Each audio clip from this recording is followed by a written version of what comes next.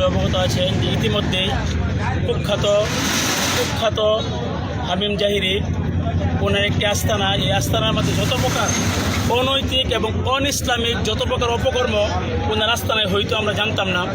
ইতিপূর্বে আমরা জেনেছি, জানার পরে আমাদের দুই ভাই এটাকে প্রতিবাদ করার জন্যে ওনারা গিয়েছিল। যাওয়ার পরে ওই দুই ভাইকে ওই ছুরি দিয়া, ধারালো ছুরি দিয়া ওনাদেরকে আঘাত করার পরে ওনারা বর্তমানে ময়মনসিংহ মেডিকেল কলেজে ভর্তি আছে। ওনারা চিকিৎসাধীন এবং মুমূর্ষু অবস্থায় আছে। তো আমরা এই প্রতিবাদে এবং এই আস্থানা যেন আমাদের এই কানিহারিতে না থাকে, কোনো প্রকার কোনো ধরনের ওই পীরগিরি মাজারগিরি যত প্রকার উরস আছে যেন আমাদের কানিহারির মাটি থেকে এবং বাংলাদেশ থেকে, আমরা তো বাংলাদেশ থেকে তো উৎখাত হয়ে গেছে, আটচুষি দেওয়ানবাগি যত প্রকার আপনার এই উরস আছে, যত প্রকার ইতিমধ্যে বাংলা হয়েছে।